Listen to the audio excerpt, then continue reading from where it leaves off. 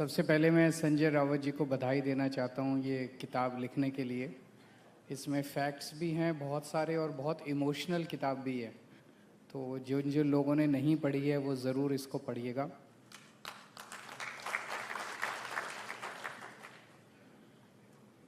मैं बहुत ज़्यादा अनुभवी तो नहीं हूँ, स्टेज के ऊपर बहुत महानुभाव लोग बैठे हैं जो कि राजनीति में बहुत ज़्यादा अनुभव रखते हैं, लेकिन मेरा दिल कहता है और मेरी थोड़ी बहुत पॉलिटिकल समझ कहती है कि शायद मोदी जी 2026 पूरा नहीं करेंगे प्रधानमंत्री के तौर पर। मोदी जी और अमित शाह जी जाने वाले हैं, उनका साम्राज्य खत्म होने वाला है। जनता के अंदर वो इतने अनपॉपुलर हो चुके हैं, इन्होंने हजारों लाखों ट्रोल बिठा रखे हैं, उसके बावजूद वो सोशल मीडिया का नैरेटिव कंट्रोल नहीं कर पा रहे। मोदी जी एक पोस्ट डालते हैं, आप उसके नीचे कमेंट्स पढ़ लो।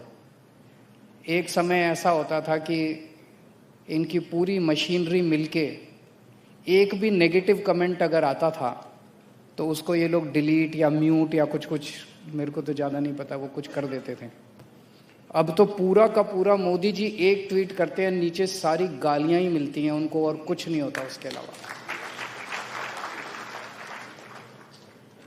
एक समय था जब मोदी जी के खिलाफ कोई मीम बना देता था तो उसको जेल हो जाती थी। अब इतने मीम बन रहे हैं तो किस किस को जेल में डालेंगे मोदी जी। पूरा माहौल ही बदल चुका है, इकोसिस्टम बदल चुका है पूरे सोशल मीडिया का। वही आपको बताता है कि मोदी जी की पॉपुलैरिटी आज पाताल लोक में पहुंच चुकी है। इस पूरे सिस्टम की पॉपुलैरिटी, इसकी पूरी क्रेडिबिलिटी इनकी खत्म हो चुकी है। एक प्रश्न ये उठता है, फिर चुनाव कैसे जीत रहे हैं? चुनाव बेईमानी से जीत रहे हैं।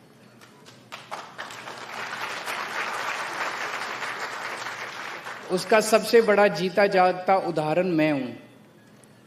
मैं नई दिल्ली विधानसभा से चुनाव लड़ा। जब मैं जेल गया, जेल जाने के पहले मेरी विधानसभा में पिछली बार जब मैं लड़ा था 1,48,000 वोट थे।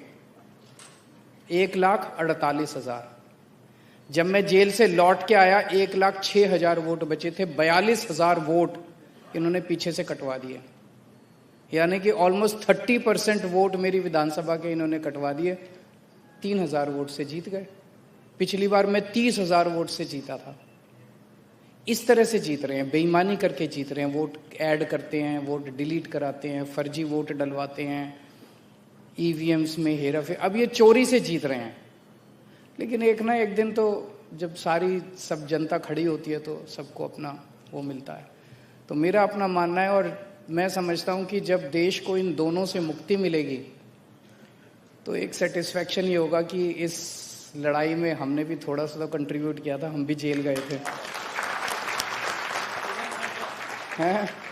फ्रीडम फाइटर, हम भी इस पूरी लड़ाई के फ्रीडम फाइटर।